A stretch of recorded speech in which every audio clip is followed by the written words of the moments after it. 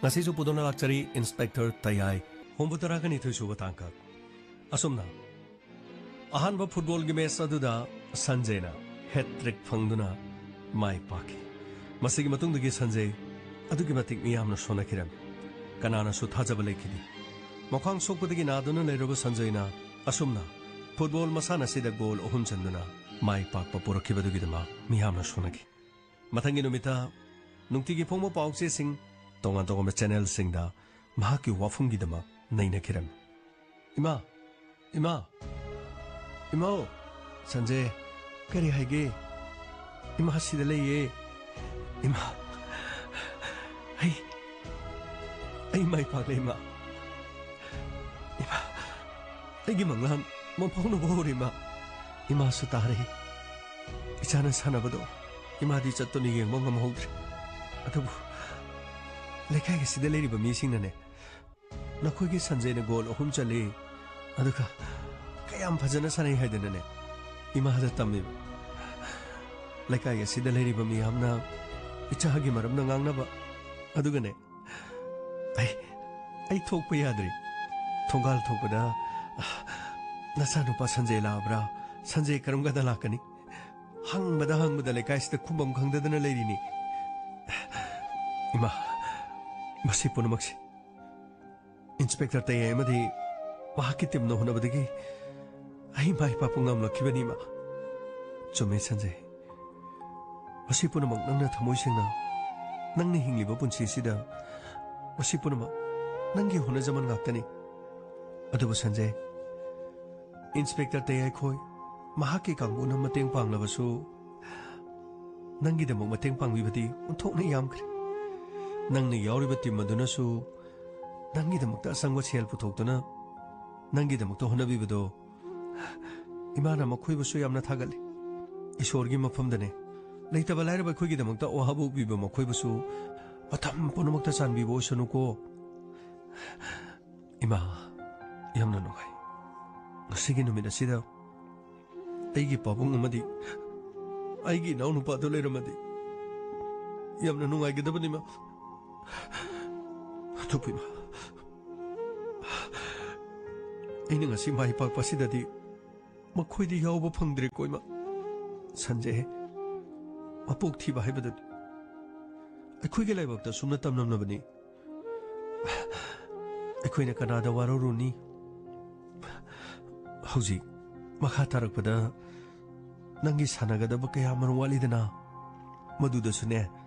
mathang mai palaktana makha tana ijanane mikok thongba haibadu oirokpo oyuko ima ai soidana oiba ngamoijik kanano adalidu kanano harga karino to lum leiridubo kanano ima 통진을 쓸 레비시 kanano ai thogam ting kananom te yengo phajana hayo akhoi bo khangba mi oramgani ye gita namdi mafum sida matau karamna da Sanjay nangi nungai ba phongdo ko lakpani gita nakhoi gi pawno uraga nangbu yamna thina ngang bikini adugane mafam asida laga karino harabasu yaragadi khara thuna chapina bataw da Sanjay nangna tandrabasu ai soidana chatkani ai ngasi aina lakchari basidi da Sanjay gi punsi de ye kya haiduna lakpana ti da Sanjay na mangjakhiba manglana magi am phawna bado aduki marup apanga moina nungai ba phungdok pa lakpani da Sanjay thagachari gida ai gi mai pakpada nangna mafum sida laktuna saruk yaraba thagachari adudi yaunuba torogadra da Sanjay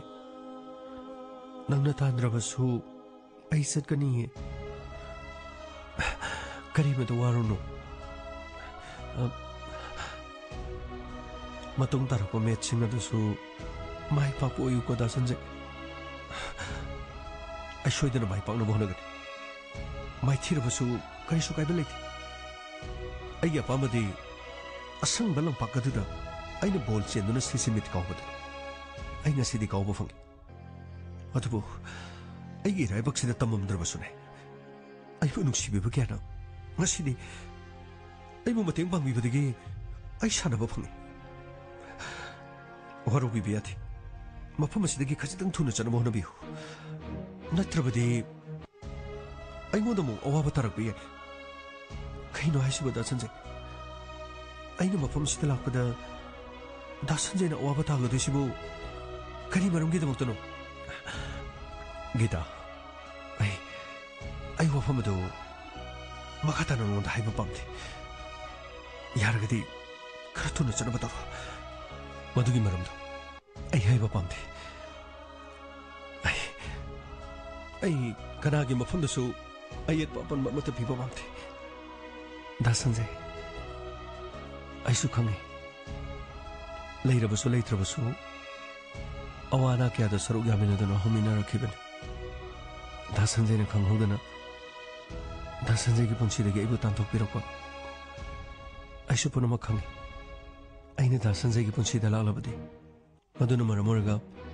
ꯗꯥ ꯁꯟꯖꯌꯒꯤ ꯄꯨꯟꯁꯤꯗꯁꯨ ꯑꯩꯅ ꯑꯋꯥꯕꯗꯣ ꯗꯥ ꯁꯟꯖꯌꯅ ꯌꯦꯡꯕ ꯉꯝꯃꯣꯏ ꯃꯗꯨꯅ ꯃꯔꯝ ꯑꯣꯏꯔꯒ ꯗꯥ ꯁꯟꯖꯌꯅ ꯑꯩꯕꯨ ꯃꯤꯔꯥꯏꯔꯛꯈꯤꯕꯅꯤ ꯍꯥꯏꯕ ꯑꯩ ꯈꯪꯉꯤ ꯀꯔꯤ ꯅꯪꯅ ꯀꯔꯤ ꯈꯪꯕ ꯍꯥ ꯅꯪꯅ ꯀꯔꯤ ꯈꯪꯕꯅꯣ ꯑꯩꯅ ꯅꯪꯒꯤ ꯅꯐꯝꯗ ꯀꯔꯤ ꯌꯦꯠꯈ꯭ꯔꯕꯒꯦ ꯍꯥ ꯑꯩꯅ ꯅꯪꯒꯤ ꯅꯐꯝꯗ ꯀꯔꯤ ꯌꯦꯠꯈ꯭ꯔꯕꯒꯦꯕ ꯍꯦ ꯑꯩ ꯀꯅꯥꯒꯤ ꯃꯐꯝꯗꯁꯨ ꯑꯌꯦꯠꯄ ꯄꯤꯕ ꯄꯥꯝꯗꯦ ꯅꯨꯡꯁꯤꯕ ꯍꯥꯏꯕꯁꯤꯗꯤ ꯍꯣꯡꯗꯣꯛ ꯍꯣꯡꯖꯤꯟ ꯌꯥꯕ ꯅꯠꯇꯦ ꯑꯗꯨꯕꯨ ꯑꯩ ꯅꯪꯒꯤ ꯅꯐꯝꯗ ꯑꯌꯦꯠꯄ ꯄꯤꯕ ꯄꯥꯝꯗꯦ ꯑꯩꯅ ꯃꯔꯝ ꯑꯣꯏꯔꯒ ꯅꯪꯒꯤ ꯄꯨꯟꯁꯤꯕꯨꯁꯨ ꯃꯥꯡꯍꯟꯕ ꯄꯥꯝꯗꯦ ꯑꯩꯅ ꯃꯔꯝ ꯑꯣꯏꯔꯒ ꯅꯪꯒꯤ ꯏꯃꯨꯡ ꯃꯅꯨꯡꯗꯁꯨ ꯅꯪꯒꯤꯗꯃꯛꯇ ꯈꯟꯗꯨꯅ ꯑꯩꯕꯨ ꯌꯦꯛꯅꯕꯒꯨꯝ ꯈꯟꯈꯤꯕꯗꯨꯁꯨ ꯑꯩꯅ ꯄꯥꯝꯗꯦ ꯗꯥ ꯁꯟꯖय ꯑꯩꯈꯣꯏꯒꯤ ꯏꯃꯨꯡ ꯀꯅꯥꯅ ꯑꯩ ꯑꯃꯗꯤ ꯗꯥ ꯁꯟꯖयꯒꯤ ꯅꯨꯡꯁꯤꯕꯗ ꯀꯅꯥꯅ ꯌꯦꯠꯅꯕꯒꯨꯝ ꯈꯟꯕꯒꯦ ꯍꯥꯏꯌꯨ ꯀꯅꯥꯅ ꯌꯦꯠꯅꯕꯒꯨꯝ ꯈꯟꯒꯦꯕ ꯌꯥꯔꯦ ꯉꯁꯤ ꯃꯐꯝ ꯑꯁꯤꯗ ꯑꯩꯒꯤ ꯃꯥꯏ ꯄꯥꯛꯄꯗ ꯅꯪꯅ ꯁꯔꯨꯛ ꯌꯥꯕ ꯂꯥꯛꯄꯁꯦ ꯃꯁꯦ ꯑꯩ ꯌꯥꯝꯅ ꯄꯦꯟꯖꯔꯦ ꯑꯩ ꯌꯥꯝꯅ ꯅꯨꯡꯉꯥꯏꯖꯔꯦ ꯑꯩ ꯈꯨꯔꯨꯝꯖꯔꯦ ꯃꯐꯝ ꯑꯁꯤꯗꯒꯤ ꯊꯨꯅ ꯆꯠꯄꯤꯈ꯭ꯔꯣ ꯅꯠꯇ꯭ꯔꯕꯗꯤ ꯑꯩꯒꯤ ꯃꯥꯏ ꯄꯥꯛꯄ ꯑꯁꯤꯗ ꯁꯣꯏꯗꯅꯃꯛꯀꯤ ꯑꯩꯉꯣꯟꯗ ꯑꯌꯦꯠꯄ ꯄꯤꯅꯕ ꯃꯤ ꯊꯣꯔꯛꯂꯅꯤ ꯌꯥꯝ ꯊꯨꯅ ꯑꯃꯨꯛꯇ ꯆꯠꯄꯤꯔꯣ ꯃꯐꯝ ꯑꯁꯤꯗꯒꯤ ꯌꯥꯝ ꯊꯨꯅ ꯆꯠꯄꯤꯔꯣ ꯗꯥ ꯁꯟꯖयꯅ ꯆꯩꯁꯨ ꯑꯃ ꯄꯥꯏꯔꯒ ꯗꯥ ꯁꯟꯖयꯒꯤ ꯄꯣꯟꯊꯣꯡ ꯑꯗꯨꯗ ꯂꯦꯞꯇꯨꯅ ꯂꯩꯕꯗꯣ ꯑꯩ ꯒꯥꯔꯤ ꯃꯅꯤꯡꯗ ꯇꯣꯡꯗꯨꯅ ꯗꯥ ꯁꯟꯖयꯕꯨ ꯌꯦꯡꯉꯦ ꯗꯥ ꯁꯟꯖयꯅ ꯏꯃꯨꯡꯗ ꯋꯥꯅ ꯂꯩꯕꯗꯣ ꯑꯩ ꯂꯣꯏꯅ ꯈꯪꯉꯤ ꯑꯗꯨ ꯌꯨꯝ ꯑꯁꯤꯗ ꯑꯩꯕꯨ ꯈꯣꯡꯒꯨꯜ ꯇꯥꯗꯅꯅꯕꯒꯤꯗꯃꯛ ꯗꯥ ꯁꯟꯖयꯒꯤ ꯑꯀꯟꯕ ꯋꯥꯍꯩ ꯍꯥꯏꯔꯛꯈꯤꯕꯗꯨꯅ ꯑꯩ ꯈꯥꯡꯗꯨꯅ ꯂꯥꯛꯈꯤꯕꯅꯤ ꯑꯗꯨꯕꯨ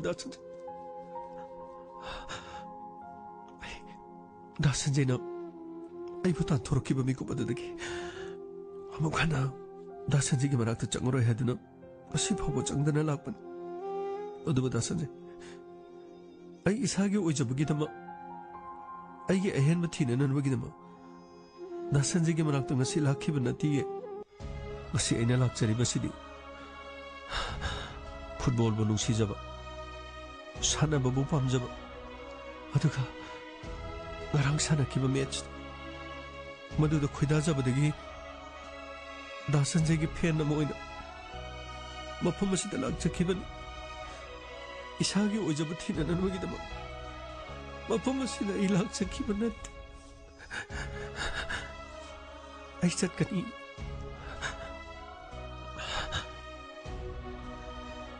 ꯗꯥ ꯁꯟꯖय ꯑꯩ ꯗꯥ ꯁꯟꯖयꯗꯒꯁꯨ ꯑꯌꯦꯠꯄ ꯄꯤꯔꯣꯏ ꯑꯩ ꯆꯠꯂꯒꯦ ꯃꯊꯪ ꯁꯥꯟꯅꯕ ꯃꯦꯠꯆꯇꯁꯨ ꯗꯥ ꯁꯟꯖयꯅ ꯃꯥꯏ ꯄꯥꯛꯄ ꯑꯣꯏꯔꯣ ꯑꯗꯨꯒ ꯑꯩꯅ ꯌꯥꯝꯅ ꯅꯨꯡꯉꯥꯏꯖꯕꯅꯤ ꯆꯩꯁꯨ ꯄꯥꯏꯗꯨꯅ ꯆꯠꯂꯝꯕ ꯗꯥ ꯁꯟꯖयꯅ ꯃꯤꯃꯥꯡꯗ ꯊꯣꯛꯂꯛꯇꯨꯅ ꯑꯐꯕ ꯁꯥꯟꯅꯔꯣꯏ ꯑꯃꯒꯨꯝ ꯀꯣꯏꯆꯦꯟ ꯆꯦꯟꯗꯨꯅ ꯁꯥꯟꯅꯖꯔꯛꯄꯁꯦ ꯃꯁꯤꯗꯒꯤ ꯍꯦꯟꯅ ꯅꯨꯡꯉꯥꯏꯕ ꯂꯩꯇ꯭ꯔꯦ ꯑꯩꯅꯁꯨ ꯇꯥꯏꯕꯪ ꯃꯄꯨꯗ ꯃꯇꯝ ꯀꯌꯥꯗꯒꯤ ꯅꯤꯗꯨꯅ ꯂꯥꯛꯆꯕꯅꯤ ꯐꯔꯦ ꯗꯥ ꯁꯟꯖꯦ ꯑꯩ ꯆꯠꯂꯒꯦ 이마 이마 기타 ꯅꯪ ꯂꯥꯛꯑꯝꯃꯤꯔꯣ ꯍꯣꯏ 이마ꯁꯨ ꯍꯥꯟꯅꯗꯒꯤ ꯍꯛꯆꯥꯡ ꯌꯥꯝꯅ ꯀꯟꯈꯠꯂꯦ ꯍꯥꯏ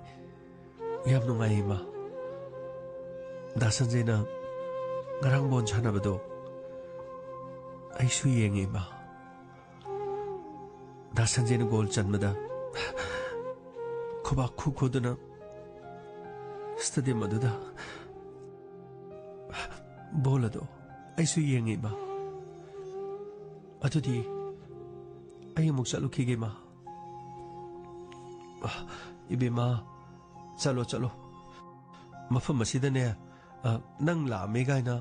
ꯅꯣꯏ ꯄꯥꯕꯨꯡꯗꯗꯤ ꯍꯥꯏꯔꯨꯅꯨꯀꯣ ꯀꯔꯤꯒꯤꯅꯣ 이마 ꯑꯩꯈꯣꯏ ꯄꯥꯕꯨꯡꯗ ꯍꯥꯏꯒꯅꯣ ꯍꯥꯏꯕꯨ ꯀꯩꯒꯤꯅꯣ 이마 ꯀꯩꯅꯣ 이마ꯅ ꯍꯥꯏꯗꯨꯕꯣ ꯀꯩꯒꯤꯅꯣ ꯃꯣꯏ ꯄꯥꯕꯨꯡ ꯄꯜꯂꯤꯗꯨꯕ 이마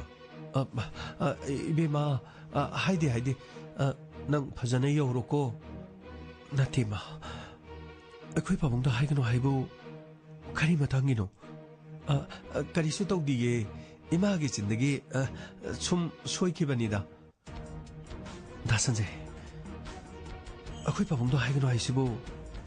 ꯀꯔꯤ ꯃꯔꯤ ꯂꯩꯅꯒꯦ ꯒꯤꯇꯥ ꯈꯔ ꯊꯨꯅ ꯃꯐꯝ ꯑꯁꯤꯗꯒꯤ ꯆꯠꯈꯤꯕꯅ ꯅꯪꯒꯤ ꯑꯐꯕ ꯑꯣꯏꯒꯅꯤ ꯑꯗꯨꯒ ꯌꯥꯔꯤꯕ ꯃꯈꯩ ꯑꯩꯒꯤ ꯂꯥꯏꯔꯕ ꯈꯪꯄꯣꯛ ꯑꯁꯤꯗ ꯌꯥꯔꯤꯕ ꯃꯈꯩ ꯂꯥꯛꯇꯅꯕ ꯍꯣꯠꯅꯕꯤꯌꯨ ꯃꯁꯤꯅ ꯅꯪꯒꯤ ꯈ꯭ꯋꯥꯏꯗꯒꯤ ꯑꯐꯕ ꯑꯣꯏꯒꯅꯤ ꯗꯥ ꯁꯟꯇꯣꯁ ꯍꯥꯏꯕꯤꯌꯨ ꯑꯩ ꯃꯄꯣꯛ ꯑꯁꯤꯒꯤ ꯑꯃꯨꯛ ꯍꯟꯅ ꯃꯐꯝ ꯑꯁꯤꯗ ꯂꯥꯛꯇꯅꯕ ꯍꯣꯠꯅꯈꯤ ꯗꯥ ꯁꯟꯇꯣꯁꯅ ꯌꯥꯝꯅ ꯅꯨꯡꯉꯥꯏꯇ꯭ꯔꯕꯗꯤ ꯑꯃꯨꯛ ꯍꯟꯅ ꯑꯩ ꯃꯐꯝ ꯑꯁꯤꯗ ꯑꯩ ꯈꯣꯡꯒꯨꯜ ꯐꯥꯎꯕ ꯇꯥꯔꯣꯏ ꯑꯗꯨꯒ ꯗꯥ ꯁꯟꯖꯦꯅ ꯇꯥꯟꯊꯣꯔꯛꯈꯤꯕ ꯅꯨꯃꯤꯠ ꯑꯗꯨꯗꯒꯤ ꯉꯁꯤ ꯐꯥꯎꯕ ꯑꯩ ꯂꯥꯛꯁꯨ ꯂꯥꯛꯇꯕꯅꯤ ꯑꯗꯨꯕꯨ ꯍꯥꯏꯕꯤꯌꯨ ꯑꯩꯒꯤ ꯏꯃꯨꯡꯒ ꯑꯩꯅ ꯃꯐꯝ ꯑꯁꯤꯗ ꯂꯥꯛꯄꯒ ꯑꯩꯒꯤ ꯏꯃꯨꯡꯗ ꯂꯩꯔꯤꯕ ꯃꯤꯒ ꯀꯅꯥꯒ ꯀꯔꯤ ꯃꯔꯤ ꯂꯩꯅꯕꯒꯦ ꯋꯥꯐꯝ ꯑꯗꯨꯗꯗꯤ ꯍꯥꯏꯕꯤꯌꯨ ꯁꯦ ꯗꯥ ꯁꯟꯖꯦ ꯑꯝꯇ ꯍꯥꯏꯕꯤꯌꯨ ꯑꯝꯇ ꯍꯥꯏꯕꯤꯌꯨ ꯁꯦ 이베마 선재는 빠코모도 삐방가 마로예 난 와라우라노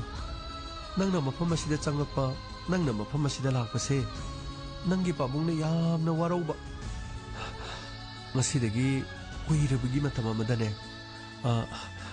ꯅꯪꯅ ꯌꯨꯝ ꯑꯁꯤꯗ ꯀꯣꯏꯆꯪ ꯆꯪꯗꯨꯅ ꯅꯪꯒꯤꯗ ꯁꯟꯖꯦꯒ ꯏꯔꯥꯡ ꯂꯥꯡꯅ ꯂꯩꯖꯕꯗꯣ ꯃꯗꯨ ꯅꯪꯒꯤ ꯄꯥꯕꯨꯡꯅ ꯅꯨꯡꯉꯥꯏꯇ꯭ꯔ ꯃꯥꯜꯂꯦ ꯏꯃꯥ ꯀꯔꯤꯅꯣ ꯏꯃꯥꯅ ꯂꯣꯏꯅ ꯉꯁꯤ ꯁꯟꯖꯦ ꯉꯁꯤꯗꯤ ꯏꯃꯥꯅ ꯍꯥꯏꯕꯁꯤꯗ ꯅꯪ ꯈꯪꯒꯅꯨ ꯀꯔꯤꯁꯨ ꯈꯪꯖꯗ꯭ꯔꯕ ꯏꯆꯥ ꯑꯁꯤꯅ ꯃꯥꯒꯤ ꯊꯃꯣꯏꯗ ꯑꯣꯝꯗꯨꯅ ꯆꯥꯛꯂꯤꯕꯁꯦ ꯅꯪꯅ ꯈꯪꯂꯣꯏꯌꯦ ꯑꯩ ꯅꯨꯄꯤꯅꯤ ꯅꯨꯄꯤꯒꯤ ꯑꯋꯥꯕꯗꯤ ꯅꯨꯄꯤꯇꯅ ꯈꯪꯒꯗꯕꯅꯤ ꯃꯥꯅꯤ ꯅꯪꯒꯤ ꯄꯥꯕꯨꯡꯗꯣ ꯅꯣꯡꯃ ꯃꯐꯝ ꯑꯁꯤꯗ ꯂꯥꯛꯈꯤ ꯑꯗꯨꯒ ꯅꯪꯕꯨ ꯏꯃꯨꯡ ꯑꯁꯤꯗ ꯆꯪꯗꯅꯕ ꯑꯗꯨꯒ ꯅꯪꯒꯤ ꯄꯨꯟꯁꯤꯗꯒꯤ ꯂꯥꯞꯊꯣꯛꯅꯅꯕꯒꯤꯗꯃꯛ ꯑꯣꯟꯊꯣꯛꯅ ꯊꯤꯅ ꯌꯥꯝꯅ ꯎꯁꯤꯠ ꯊꯑꯣꯏꯗꯅ ꯌꯨꯝ ꯑꯁꯤꯗ ꯅꯪꯒꯤ ꯄꯥꯕꯨꯡꯅ ꯉꯥꯡꯂꯛꯈꯤꯕꯅꯤ ꯃꯗꯨꯒꯤ ꯃꯇꯨꯡꯗꯒꯤ ꯅꯪꯒꯤ ꯄꯥꯕꯨꯡ ꯂꯥꯛꯄꯗ ꯍꯔꯥꯎ ꯇꯔꯥꯝ ꯒꯤꯇꯥ ꯌꯥꯎꯔꯛꯄ꯭ꯔꯥ ꯄꯥꯕꯨꯡ ꯀꯗꯥꯏꯗ ꯆꯠꯄꯤꯔꯨꯕꯅꯣ ꯆꯦꯟꯁꯤꯟꯗꯨꯅ ꯃꯍꯥꯛꯅ ꯍꯪꯖꯈꯤ ꯑꯗꯨꯕꯨ ꯅꯪꯒꯤ ꯄꯥꯕꯨꯡꯒꯤ ꯑꯊꯤꯕ ꯋꯥꯍꯩ ꯀꯌꯥꯅ ꯅꯨꯃꯤꯠ ꯑꯗꯨꯗꯒꯤ ꯑꯗꯨꯅꯅꯦ ꯕꯦꯃꯥ ꯁꯦ ꯑꯃꯒꯤ ꯋꯥ ꯅꯠꯇꯦꯁꯦ ꯅꯪꯅ ꯃꯐꯝ ꯑꯁꯤꯗ ꯂꯩꯊꯣꯛꯄ ꯍꯥꯏꯔꯤꯁꯦ ꯅꯪꯒꯤ ꯄꯥꯕꯨꯡꯅ ꯈꯪꯉꯒꯅꯦ ꯍꯣꯔꯦꯟ ꯉꯥꯡꯕꯤ ꯆꯩꯕꯤꯅꯤ ꯕꯦꯃꯥ ꯌꯥꯔꯒꯗꯤ ꯅꯪ ꯈꯔ ꯊꯨꯅ ꯆꯠꯅꯕ ꯇꯧꯔꯣ ꯑꯗꯨꯒꯅꯦ ꯍꯣꯔꯦꯟ ꯅꯣꯏ ꯌꯨꯝꯗꯒ ꯆꯪꯉꯒ ꯗꯥ ꯁꯟꯖꯦ ꯍꯣꯏꯗ ꯆꯠꯂꯤ ꯒꯥꯏꯅ ꯅꯣꯏ ꯄꯥꯕꯨꯡꯗꯒ ꯋꯥꯔꯤ ꯁꯥꯔꯨꯅꯨꯀꯣ ꯅꯪꯉꯣꯟꯗꯗꯤ ꯀꯔꯤꯁꯨ ꯉꯥꯡꯗꯕ ꯌꯥꯏ ꯑꯗꯨ ꯅꯣꯏ ꯄꯥꯕꯨꯡꯅ ꯍꯣꯔꯦꯟ ꯂꯥꯛꯑꯒꯅꯦ ꯏꯆꯥ ꯅꯨꯄꯥꯁꯤꯗ ꯊꯤꯅ ꯉꯥꯡꯕꯤꯔꯗꯣꯏꯅꯤ ꯑꯩꯈꯣꯏꯒꯤ ꯄꯥꯕꯨꯡꯅ ꯂꯥꯛꯑꯒ ꯉꯥꯡꯕꯗꯣ ꯑꯩ ꯇꯥꯕꯗ ꯉꯝꯗꯦꯕ ꯅꯪꯕꯨꯗꯤ ꯏꯃꯥ ꯏꯆꯥꯅꯁꯨ ꯌꯥꯝꯅ ꯅꯨꯡꯁꯤ ꯑꯩꯈꯣꯏꯒꯤꯗꯃꯛꯇꯅꯦ ꯏꯃꯨꯡ ꯑꯁꯤꯒꯤ ꯑꯋꯥ ꯑꯅꯥ ꯀꯌꯥꯗꯅꯦ ꯅꯪꯅ ꯄꯨꯔꯛꯇꯨꯅꯅꯦ ibok asi thankhibabo yaurabani nangbu karigi nungsiroidoi noi bima ima icha ge leitaba matamda nangna tumina porok pacheng chagaduna ima icha puk thanduna charabani icha bodi yamna nungsi ado nangwanda ngangbiba chaibibado akhoi taba yengba ngamoyeba ko oh ima aidi wahamasi nahan makai khaludabani oh da sanjay ai khangi da sanjay na ai bu su yamna nungsibibani ngasidi ai na loine khangi da sanjay na ai bu mafam sida kaya da thina ngangakhiba yum asida changaktana magidama da sanjay na ngangakhiba ai ngasidi loina ningsinge nupi oibigi awabadi nupi tana khangban imana ngasi aseng khara haibibase ima ayamna nugai aigi thamoida awaba polo mama matam kayagi mamangdagi phumdana lakpado ngasidi aigi wahang polo makki pakhum phangne aigi wahang polo makki pakhum phang yamna nugai ma aditi ma na cha cha charuki hoi chalo chalo bema sida gadi changi harunu ko ima karibda khalunu matungna imung asida ne aduguma thodo mata tholoi da sanjay nahakti aigi thamoida ihana na lakhiba nungsibani aina nungsikiba mi amabu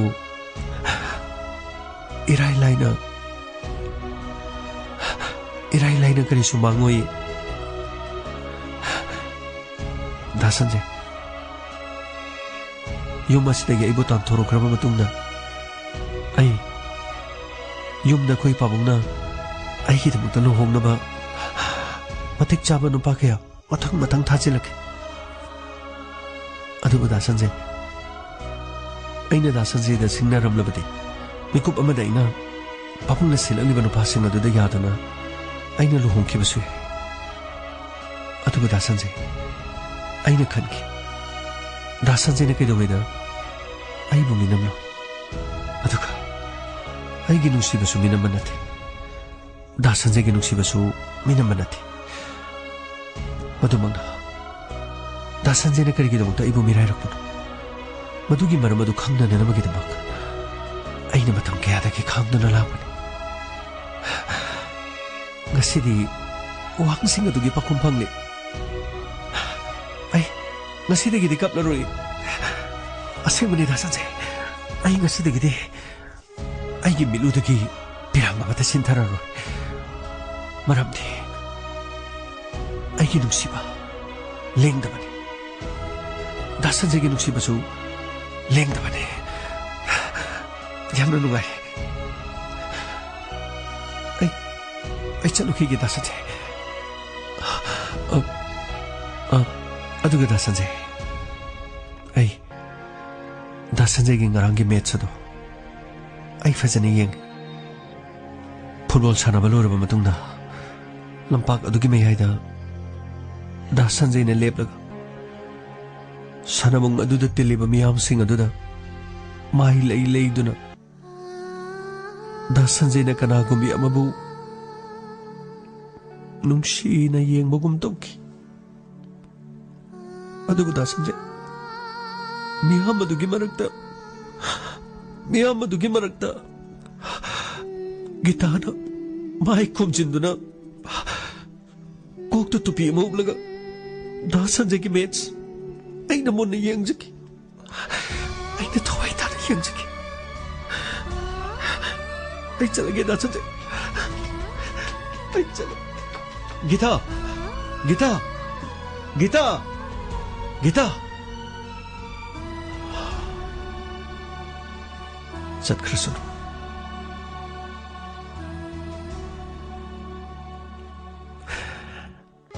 ꯑꯩꯅ ꯃꯤꯌꯥꯝ ꯃꯔꯛ ꯑꯗꯨꯗ ꯁꯥꯟꯅꯕꯨꯡ ꯑꯗꯨꯗ ꯀꯣꯏꯅ ꯂꯩꯗꯨꯅ ꯌꯦꯡꯈꯤꯕꯗꯣ guitar ꯑꯇꯩ ꯀꯅꯥꯁꯨ ꯅꯠꯇꯦ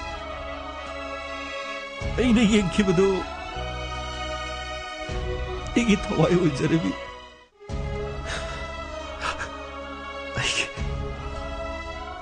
ꯑꯩꯒꯤ ꯊꯋꯥꯏꯃꯛꯅꯤ ꯈꯟꯖꯔꯤꯕꯤ ꯒꯤꯇꯥ ꯅꯪꯇꯕꯨ ꯃꯤꯌꯥꯝ ꯃꯔꯛ ꯑꯗꯨꯗ ꯅꯪ ꯌꯥꯎꯕ꯭ꯔꯥ ꯍꯥꯏꯗꯨꯅ ꯑꯩꯅ ꯂꯩꯗꯨꯅ ꯌꯦꯡꯖꯈꯤꯕꯅꯤ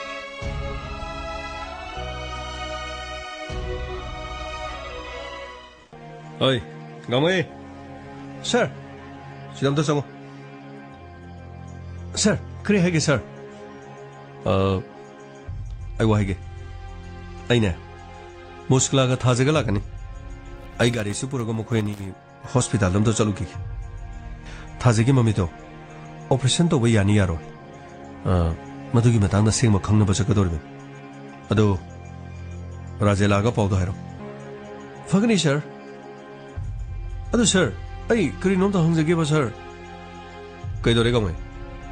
सर ngaraंगी बॉल सनाफम द सर की मनाक त फम मी सिंग दो सर मकोय द करि दब्र सर अदु सर गा खंगनब मी रो मरी मता ओइब्र सर गमय मरी मता नते कइदोरे अस सर आई दे मकोय मनिंग द फम ग बोन दु येंगमने करी करिनो कमेंट्री का पंपी दे तो मने चले बॉल कावी गोल गोल पाउ द लावे सर मथों मरम खंगदे बॉल दो आई दि नुवाई फम सुकंग खंगदबनी सर आई ने लंबी दे चेक तोरिंग दो ओरदे चिंगथर का पफु द फुब याबे ओनी सर मको दे नि येंग द पफु द फुनिंग बनी सर बॉल जो येंग फम खंगदब सर अदु सर दे करिसो हाई दे सर दे अदु मकोय ग दम फम बदुदा आई ने खनमद सर खोय गी मरी मता ओइब्रा अकोमदसु करिनो सरदा अबाई हाब्रा इबाई हाब्रा भाई हाब्रा करिनो इबाई हाब्रा करिनो सु पकोदु कोगुम तवे सरसु करिसु हाइदबदुदा आई सर खोगी अंगांग ओर मालेना सर आदि करिसु हाइदरबनी सर आई नत्रदि नखोइन तरदु करिनो बोंदो फसना येंगबा यादरा नखोइ बोन जगबा हित्रा हारगा सर आइदि मखोइ कौथगि तौबनी सर गंमै बोल येंगफम सानाफम ददि साउरुबा याबा नतेदा मखोइसु नुंगाइदना तौजरि जानि होय खरदि दुम ngauksnaba nga ngakani aiga su makoi ga je he mayongnaba adigi amada chale hekta thengnaba ngarang di sit to hek thangnana phame aingonda moigi bonjibu commentary yoroidra commentator yoroidra gain toksali ngahak lergidi bol do howbudigi loibok cheli kawi chale gol करीनो आइसु मेन मा तादबनि येंगफम अदुबु bone सानाबा cricket सानाबा मसाना खुनि मके हाइतारे stadium दा येंगबा lysing से मखोइदि नुंगाइ जबा फोंदोक जरि कनागु मखरदि अदुगु मफम दा लागा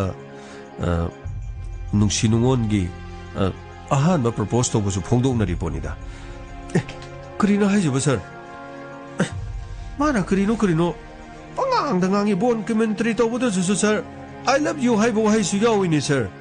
mi maming da I love you ko bo yaw bro sir ngarang idu bo gamai bon du da sanaba du da I love you hai bo ro mani da ai di ka hai na ta hodi da krino sir mar ngang bo do pulau da lawi adu ga mana isan tombi I love you hai bro krinom so hai sir moi bon sanaba du da krino ai di men man ta da bani sir kaino gamai अदुबो हाइगिब्रो sir असेंगनि sir इसन तोबी I love you हाइबसु यावबनि sir करिनो हाइजिबो आइना कराइदा ताहौद्रिबा क्रमाइ दरजानो सर मदुगी मीदुदि लुखमदसु समदसु इना नाना का ए सर मागी लुखमदसु येंगबदसु पान मरु कोकपुदो यामना माले सर अखोगी सर येन अमा लैबदो सर मसा पुनमकी मतु लोइना कोगा मकोक तखत मतु होबे येन अमा लैबदो सर क्रि गौब्रा अदुगे येंदु मानबनी ने सर आइदि मागी लुखमदु उबदु खुपाकना थानिंगबची सर बोन गे गेम खंगदे बोन येंगबो लोरगा मागी मकोक तो गेंगबदा अस मागी मकोक तो इने खुपाक थानिंगबची सर पंगाव ngawbani सर अदुबु अस यारे गमै मी मसागिनी बो नुंगाइदना पंगला लांगजे बोरिनी फरे आई हॉस्पिटल लमदा चलुखिगे राजेलागा हायो अदुगने मफम मसिदा लेबा लोइसनदबा केस खरा इना हाइबनी अदुगा राजेन दायु केस फाइल सिंगो पुथोगा गी टेबल थमो मोन हायो को फगनी सर मदुगी नुपा दुदी बोन सनफम द मानगा कमेंटरी तौरदी अस आइदी बोन दु नुंगाइबना सुंगेंग येंगोय मागी मोंगदुदी बोन येंगदु खुदौदु सौगलेबा करिनो मांगदु फमजलगो अमुक चोंखली अमुक माना करिनो ngang मैम दुबो अस मदुगी मीदु खंगदेला अस आइसो ngang ले सरजे लाको ngaरोखि बिमो लोसिलब्रा लोइजरी सर गाड़ी थरो फनी सर मखोई पार्किंग दा लेरा माल फरे मसिदी डॉक्टर दुनु करी हारेबदो मदु खंगलबा मतुंगदा ऑपरेशन तौरगा फगदबुरदी ऑपरेशन तौसी अदुगा करी लेहबदो सिंगबते सिंगदो ngasiना खंगनी सर मागी मिचिबो सोइदन उरखिद्रा सर बिमो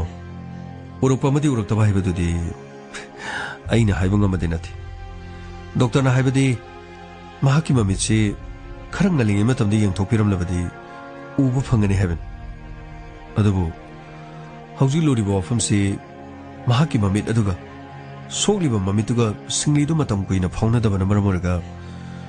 उबगी चांगदे दुम वालगन हौजिकसु महाक विजुअली इम्पेयर खरदी वाउना उबा अदुगा मयेक सेंगदब सर मदुबु उरखिने हाइबगी थाजबसुबु क्याम चान्स वांगो जान मदुगी वाफमदु बिमो हरेन डॉक्टर दंगसे होय सर बिमो मिट उद्रबसु थाजा इमुंग मनुंगी थबक लोइना तबंगम इमुंग मनुंगी चाक इंसांग थोंबा इमुंग मनुंगदा थबक तोबा इमुंग मनुंगी अमोर खाय पुनमगासे निंगथी जना महाना दम होनबंगम आइनि ngalibasi mit udabasing ase मखोइदा तोंगानबा ईश्वरगी शक्ति एमा करिगुम मदि पिबजा मसे मिट उबाय खोइनादि खंद्रबगी वान अचुमने सर अदुबो सर आइना थाजबा नुंसिबदि माकी ममित उबा मसुंग उदबा मदुगा करिमत मरि लेनति आइदि थाजगी पुंसिबु यामना नुंसि सर पुंसिदा आइगी थमोइदा सुमना थाजदा फाउखिबा सुमना कनागुम्बा मिता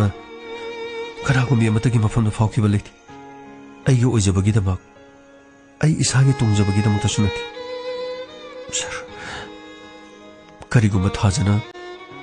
अमुक हना मिट उररोय हारबसु सर आइगी थमोइनादि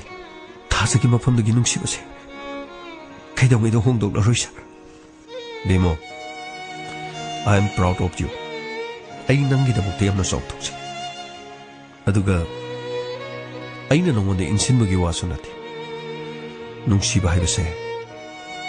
thamoi amagi mari. Mehak tigi oiba apamba madi kalakpaduda nati. Kayada kankraba mayai. Nungsibagi mayai na kanmasi unthona kankren.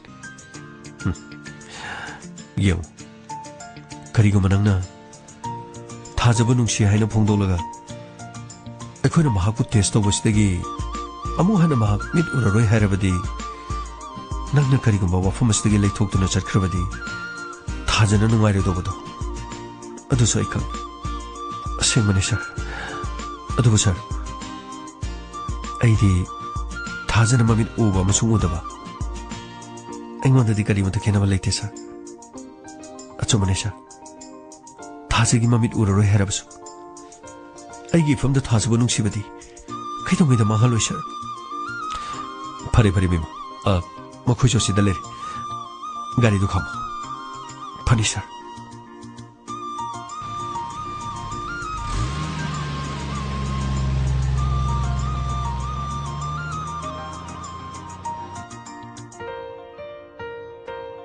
असुमना थाजा मदि मुस्कला गाड़ी अदुदा हापचिलकी amadi makhoi hospital da puki amadi doctor da yengan ki test makhal makha kaya toki doctor adu da hanadigi makhal kaya gi test hanjan hanjan tawkhruba matungda aroi bagi test makhal adusu tawrami amadi doctor sir som dam da lingsim ber kada doctor kari le mahaki mami se aidi ugadrani am kana khanman adubu mahaki hosu ori bu mongsi di akhuna na hanagi tori bu tes asida kari gu makhara di dum chai na dun le hoju ori bu bibam sida di mana wari angan ma matamda kari gu ma sawum khara phawri ba ama ma matamda na pura mamma ga lerisi masidagi na kaina develop to godaba matre what adudi akhuna honari ba punumaksi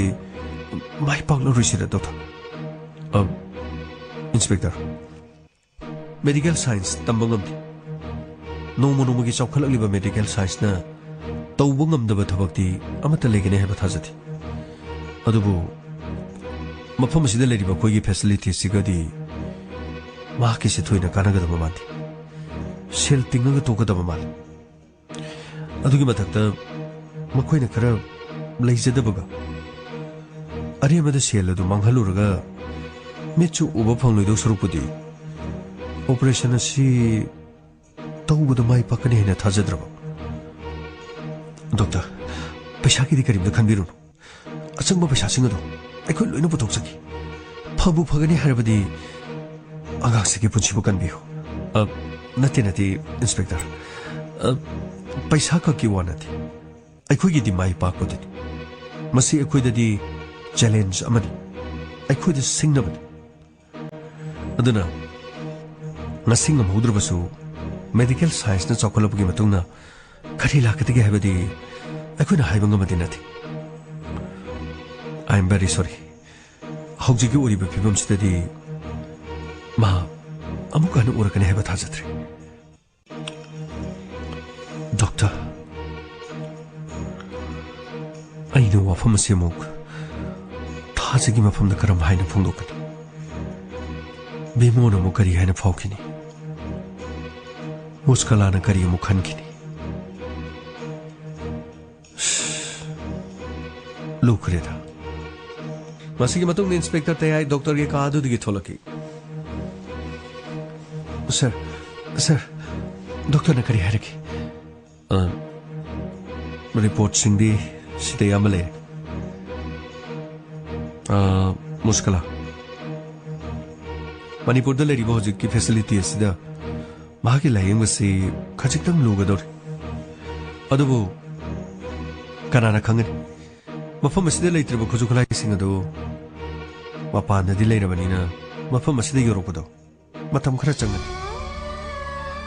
adugu matam aduda akhoi amwana mafam sida laga yengalori thaja dada adudi akhoi thonu batausi bimo sir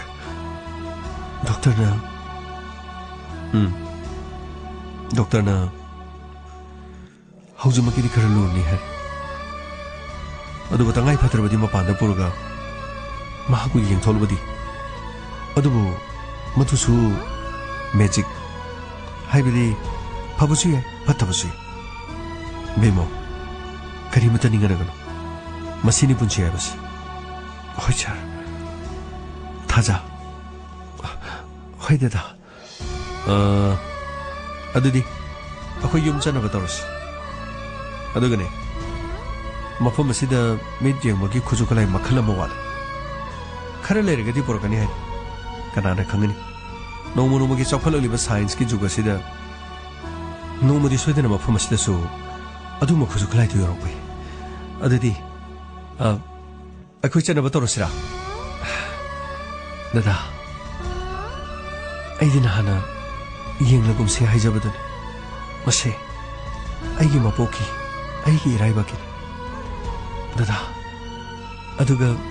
aina kanada so karimata warawbasu leiti ꯑꯩꯗꯤ ꯑꯩꯒꯤ ꯃꯄꯣꯛ ꯑꯁꯤꯗꯤ ꯑꯁꯨꯝꯅ ꯇꯝꯂꯝꯂꯕꯅꯤꯗ ꯊꯥꯖ ꯀꯔꯤꯃꯠꯇ ꯅꯤꯡꯍꯟꯅꯒꯅꯨ ꯑꯩꯈꯣꯏ ꯃꯌꯥꯝ ꯂꯩꯔꯤꯕꯁꯤ ꯆꯠꯅꯕ ꯇꯧꯁꯤ ꯂꯥꯛꯑꯣ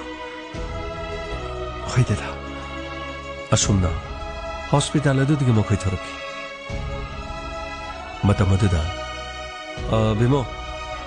ꯊꯥꯖꯒ ꯂꯩꯃꯤꯟꯅꯔꯝꯃꯨ ꯑꯩꯈꯣꯏ ꯍꯤꯗꯥꯛ ꯒꯨꯂꯤ ꯈꯔ ꯂꯩꯔꯛꯀꯦ ꯃꯨꯁꯀꯤꯂꯥ ꯁꯔ ꯂꯥꯛꯑꯣ ꯐꯅꯤ ꯁꯔ ꯊꯥꯖ ꯗꯥ ꯕꯤꯃꯣ ꯀꯔꯤꯁꯨ ꯅꯠꯇ꯭ꯔꯕꯤ ꯃꯤꯃꯥꯟꯅꯗ꯭ꯔꯕꯤ ꯑꯩꯒꯤꯗꯃꯛꯇ ꯗꯥ ꯕꯤꯃꯣ ꯈꯣꯏ ꯃꯌꯥꯝꯅ ꯌꯥꯝꯅ ꯋꯥꯕꯤꯔꯤ ꯗꯥ ꯕꯤꯃꯣ ꯑꯩꯗꯤ ꯅꯍꯥꯟꯅꯁꯨ ꯀꯔꯤꯃꯠꯇ ꯌꯦꯡꯒꯨꯝꯁꯤ ꯀꯥꯟꯅꯔꯣꯏꯅ ꯍꯥꯏꯕꯅꯤ ꯑꯗꯨꯕꯨ ꯗꯥꯛꯇꯔ ꯑꯩꯅ ꯌꯥꯗꯕꯗꯒꯤ ꯍꯣꯁꯄꯤꯇꯥꯜ ꯑꯁꯤꯗ ꯂꯥꯛꯈꯤꯕꯅꯤ ꯊꯥꯖ ꯌꯥꯔꯕꯗꯤ ꯐꯒꯗ꯭ꯔꯥ ꯍꯥꯏꯗꯨꯅ ꯁꯥꯔꯅ ꯌꯥꯝ ꯀꯟꯅ ꯍꯣꯠꯅꯕꯅꯤ ꯀꯔꯤ ꯇꯧꯏ ꯍꯥꯏꯕꯒꯤ ꯃꯥꯂꯦꯝ ꯑꯁꯤꯗ ꯃꯤꯠ ꯎꯕ ꯉꯥꯛꯇ ꯅꯠꯇꯦ ꯂꯩꯔꯤꯁꯤ ꯃꯤꯠ ꯎꯗꯕ ꯚꯤꯖꯨꯋꯦꯜꯂꯤ ꯏꯝꯄꯦꯌꯔ ꯑꯣꯏꯕ ꯑꯗꯨꯒ ꯕ꯭ꯂꯥꯏꯟ ꯄꯥꯔꯁꯟ ꯀꯌꯥ ꯃꯁꯤꯡ ꯂꯥꯛꯉꯝꯗꯅ ꯂꯩꯔꯤꯁꯤ ꯃꯈꯣꯏꯁꯨ ꯃꯈꯣꯏꯒꯤ ꯍꯩꯁꯤꯡꯕ ꯀꯌꯥ ꯃꯤꯠ ꯎꯕꯁꯤꯡꯅ ꯇꯧꯕ ꯉꯝꯗꯕ ꯊꯕꯛ ꯀꯌꯥ ꯃꯤꯠ ꯎꯗꯕꯅ ꯇꯧꯔꯤ ꯍꯥꯏꯕꯁꯤ ꯃꯥꯂꯦꯝ ꯑꯁꯤꯗ ꯅꯣꯡꯃ ꯅꯣꯡꯃꯒꯤ ꯇꯥꯛꯏꯁꯤꯗꯤ ꯑꯗꯨ ꯗꯥ ꯕꯤꯃꯣ ꯑꯩꯈꯣꯏꯅ ꯐꯔꯛꯀꯅꯨ ꯍꯣꯠꯅꯔꯕꯁꯨ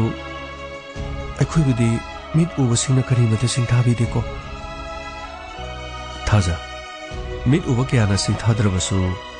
ꯕꯤꯃꯣꯅꯗꯤ ꯊꯥꯖꯕꯨ ꯁꯤꯡꯊꯥꯖꯩ ꯑꯩꯒꯤ ꯍꯛꯆꯥꯡꯒꯤ ꯁꯔꯨꯛ ꯑꯃꯅꯤ ꯑꯩꯒꯤ ꯊꯋꯥꯏꯅꯤ ꯈꯟꯖꯔꯤꯕꯁꯤꯗꯤ ꯗꯥ ꯕꯤꯃꯣ ꯃꯗꯨ ꯑꯩꯗꯤ ꯃꯗꯨꯒꯤ ꯋꯥꯈꯜꯗꯣ ꯊꯥꯗꯣꯛꯍꯟꯅꯤꯡꯉꯤ ꯗꯥ ꯕꯤꯃꯣꯒ ꯆꯥꯟꯅꯒꯗꯕꯤ ꯃꯔꯥꯏꯕꯛ ꯐꯔꯕꯤ ꯀꯅꯥꯒꯨꯝꯕꯤ ꯑꯃ ꯌꯦꯡꯍꯟꯅꯤꯡꯉꯤ ꯊꯥꯖ ꯅꯨꯡꯁꯤꯅꯕꯕꯨ ꯑꯣꯏꯖꯕ ꯊꯤꯕ꯭ꯔꯣ ꯇꯣꯡꯖꯕ ꯈꯔꯒꯤꯗꯃꯛ ꯅꯨꯡꯁꯤꯅꯕ꯭ꯔꯣ ꯅꯨꯡꯁꯤꯅꯕꯗꯤ ꯊꯃꯣꯏꯒꯤ ꯃꯔꯤꯅꯤ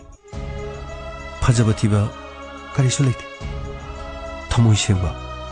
ꯑꯗꯨꯒ ꯊꯃꯣꯏ ꯑꯃꯅ ꯊꯃꯣꯏꯕꯨ ꯃꯁꯛ ꯈꯪꯕꯤꯕꯗꯨꯅꯤ ꯅꯨꯡꯁꯤꯅꯔꯒ ꯃꯤꯠ ꯎꯕ ꯉꯥꯛꯇ ꯂꯩꯔꯒ ꯑꯃꯅ ꯑꯃꯕꯨ ꯏꯀꯥꯏ ꯈꯨꯝꯅꯔꯣꯏꯗꯧꯕ ꯑꯃꯅ ꯑꯃꯕꯨ ꯃꯁꯛ ꯈꯪꯉꯣꯏꯗꯧꯕ ꯑꯣꯏꯔꯗꯤ ꯅꯨꯡꯁꯤꯅꯔꯨꯕꯒꯤ ꯀꯔꯤ ꯀꯥꯟꯅꯗꯒꯦ ꯑꯩꯉꯣꯟꯗꯗꯤ ꯃꯇꯨꯡꯗ ꯑꯗꯨꯃꯥꯏꯅ ꯑꯃꯅ ꯍꯥꯏꯒꯅꯨ ꯊꯥꯖ ꯑꯩꯗꯤ ꯅꯪꯒꯤꯗꯃꯛꯇ ꯂꯦꯞꯈ꯭ꯔꯕꯅꯤ ꯇꯉꯥꯏꯐꯗ꯭ꯔꯕꯗꯤ ꯗꯣꯛꯇꯔꯒꯁꯨ ꯇꯥꯟꯅꯒꯦ ꯈꯜꯂꯤꯕꯅꯤ ꯀꯔꯤꯒꯨꯝꯕ ꯅꯪꯒꯤ ꯃꯤꯠꯇꯨꯗ ꯑꯩꯒꯤ ꯃꯤꯠꯁꯦ ꯑꯃ ꯂꯧꯊꯣꯛꯇꯨꯅ ꯍꯥꯞꯄ ꯌꯥꯔꯕ ꯑꯗꯨ ꯑꯣꯏꯔꯕꯗꯤ ꯃꯥꯂꯦꯝ ꯑꯁꯤꯒꯤ ꯑꯃꯪ ꯃꯉꯥꯜꯁꯦ ꯑꯩꯒꯤ ꯃꯤꯠ ꯑꯁꯤ ꯐꯥꯎꯗꯨꯅ ꯅꯪꯅꯁꯨ ꯎꯕ ꯑꯗꯨꯒ ꯑꯩꯅꯁꯨ ꯅꯪꯕꯨ ꯎꯕ ꯗꯥ ꯕꯤꯃꯣ ꯋꯥꯍꯩ ꯍꯥꯏꯕꯁꯦ ꯍꯥꯏꯕꯗꯗꯤ ꯂꯣꯏꯅ ꯐꯖꯩꯀꯣ ꯑꯗꯨꯕꯨ ꯇꯧꯊꯣꯔꯛꯄꯗꯗꯤ ꯍꯦꯛꯇ ꯈꯦꯠꯅꯩꯀꯣ ꯊꯥꯖ ꯑꯩꯕꯨ ꯊꯥꯖꯗ꯭ꯔꯤꯕ ꯍꯥꯏꯕꯗꯨꯔ ꯗꯥ ꯕꯤꯃꯣ ꯑꯩ ꯗꯥ ꯕꯤꯃꯣꯕꯨꯗꯤ ꯊꯥꯖꯩꯗ ꯑꯩꯅ ꯊꯥꯖꯗꯕ ꯀꯅꯥꯃꯠꯇ ꯂꯩꯇꯦ ꯑꯣ ꯅꯪꯒꯤ ꯃꯔꯧ ꯂꯩꯕ ꯄꯥꯎꯈꯨꯝ ꯑꯁꯦ ꯑꯩꯅ ꯇꯔꯥꯏꯅꯗꯤ ꯂꯧꯗꯦ ꯑꯗꯨꯕꯨ ꯊꯥꯖ ꯑꯩꯅ ꯂꯦꯞꯈꯤꯕ ꯋꯥꯔꯦꯞꯇꯤ ꯑꯩ ꯁꯨꯡꯍꯣꯡ ꯍꯣꯡꯂꯣꯏ ꯁꯤꯒꯤ ꯆꯤꯔꯥꯛꯁꯦ ꯁꯤꯅ ꯆꯥꯛ ꯆꯥꯊꯣꯛ ꯄꯤꯖꯒꯗꯕ ꯈꯪꯉꯦꯀꯣ ꯐꯅꯤ ꯁꯔ ꯕꯤꯃꯣ ꯁꯔ ꯃꯈꯣꯏ ꯄꯥꯔꯀꯤꯡ ꯐꯥꯎꯕ ꯊꯤꯜꯂꯝꯃꯁꯤ ꯑꯗꯨꯒ ꯃꯈꯣꯏ ꯆꯠꯅꯕ ꯇꯧꯁꯤ ꯐꯅꯤ sir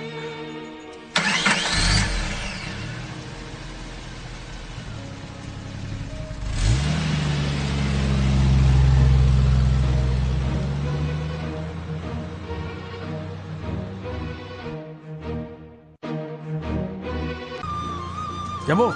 Yamo! Yamo! Yamo! Kaidorge? Ha? Kaidorge me? Yamo! Narangi football match adugi photo khabar to loina hapukpai waina aduga tu sigi photo je uto tu sigi sigi photo sigi khabar de yor shengo Inspector Tayais Lere Nakan Zida As Yamuna commentary people get chin tum toga as 파자나 낙한지들 내라 뭐 이완이다 또 까나나 까베노 관계 파자나 합박 뭐 이완이다 아스 나랑기 풋볼도디 아라 마이니코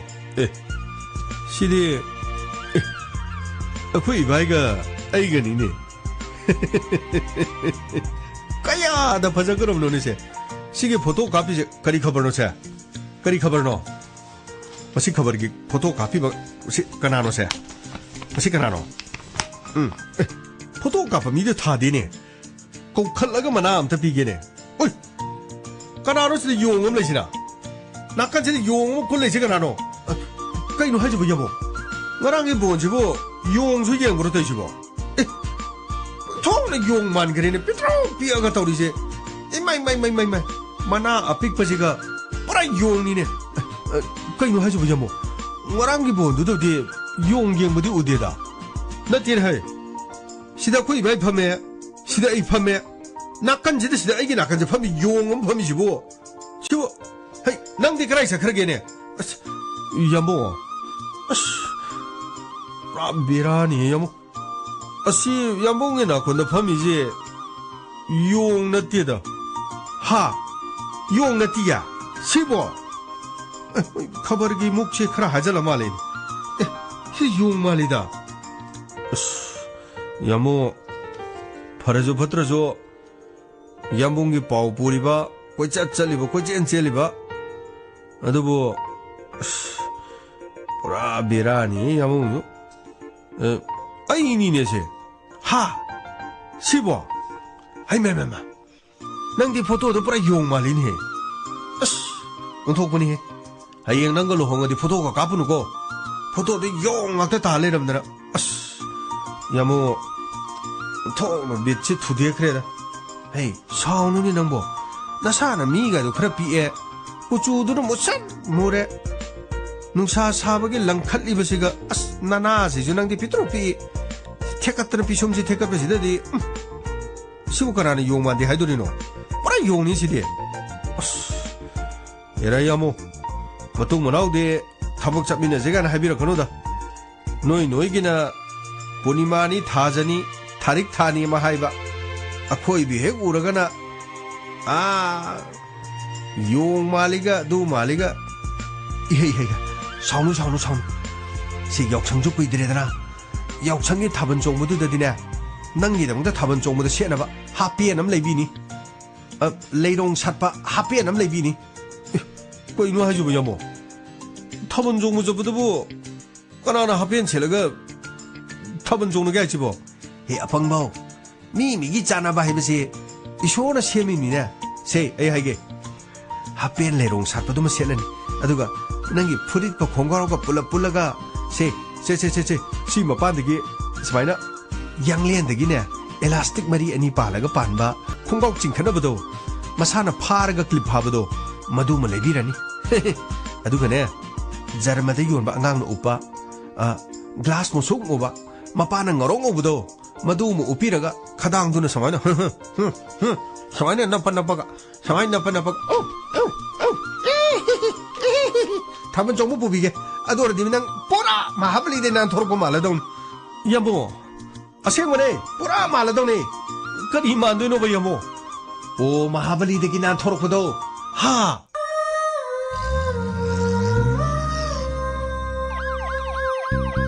락레 인스펙터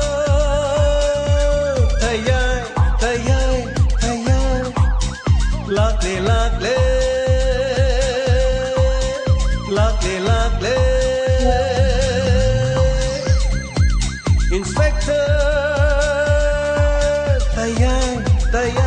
tayang uthanaba kanbinaba Thank you sir Welcome uthanaba kanbinaba Inspector tayang lakle Inspector tayang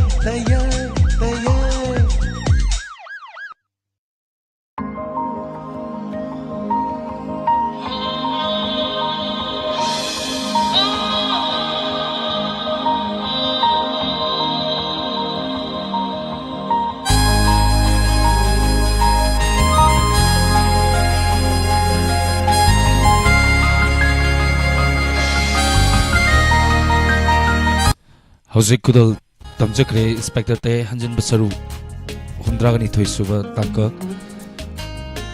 isayani tang kudal tamjage aduga inspector te ai anova series kudal tamjage maya puna isai taminasi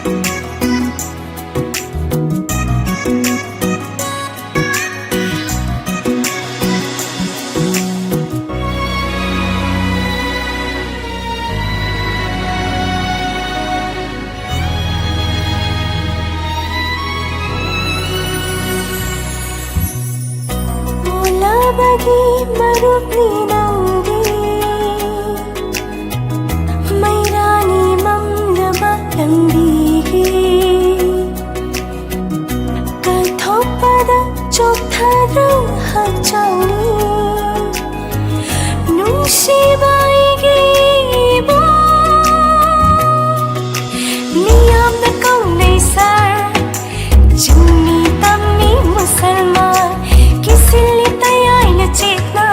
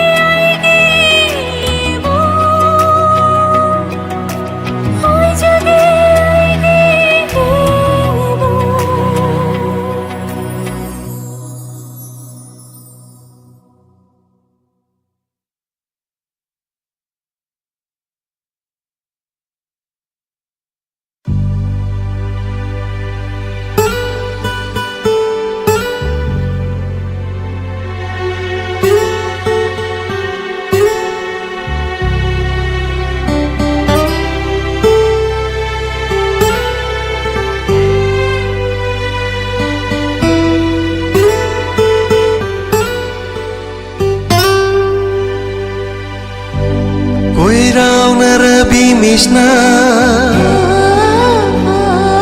Thajabungam jabi maitho Koi rao narabi misna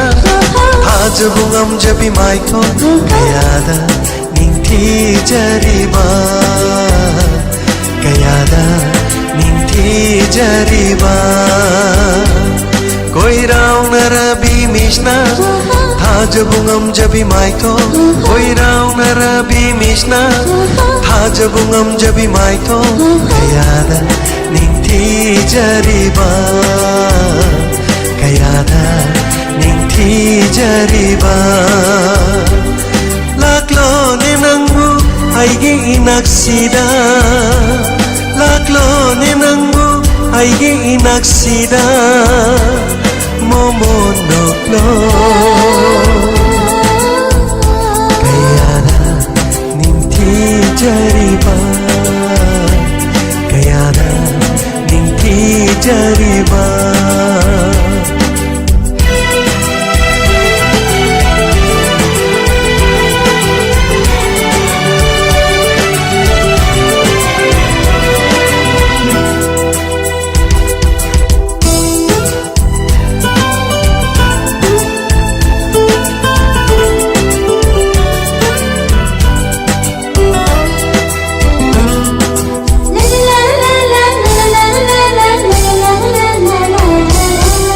Lairang tambalgum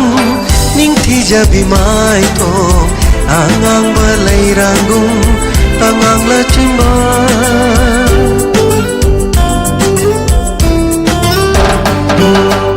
Lairang tambalgum ningthi jabi maitho Angang ba lairangum tangang la chimba Malangi shahumda nangi shamlangna Hai na hum na chat pado ipom nai na Malangi shahum da nangi shamlang na Hai na hum na chat pado ipom nai na Ying bagi pende ning tibi shantam Nangi na tau uruwa thamoy shina Koi rao na bimishna Thajabungam jabi maitho Koi rao nabi mishna Thajabungam jabi maitho Kayada ningthi jariba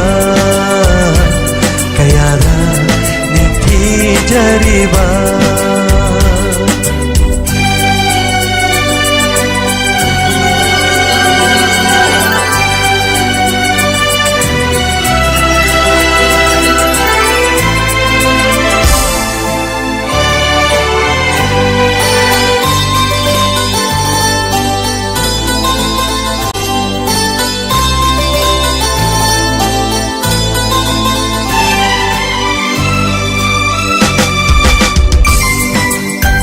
Jabase yabiradi aigi punsi she kathok sagi na phamda punsi chupa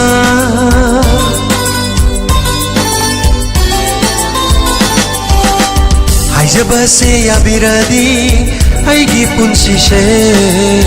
kathok sagi na ngonda punsi chupa manglanda shutoy na toina nang nalaktuna Wari kaya sharami inatanang na Manglanda sutoy na nang nalagto na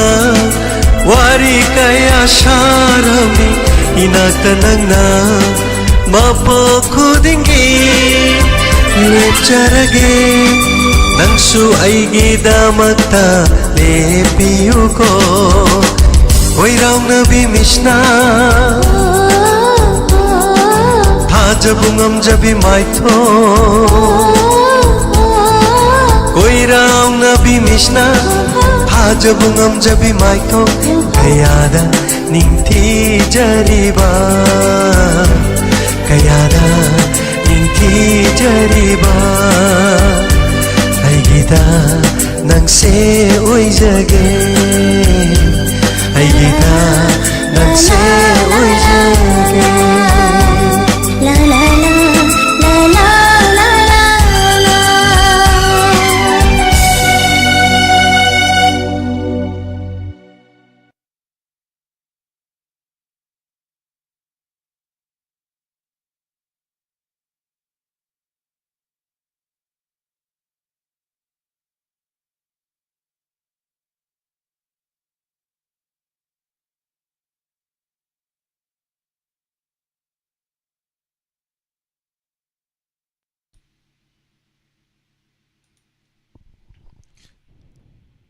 Hujik kudol tamchakri Inspector Tayai hanjan basaruk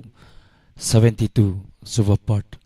Miku khuragi matang na santok sagi Inspector Tayai Anova series Anova tangkak atau pa pes sama dalapiyo Inspector Tayai Anova pes kita ma.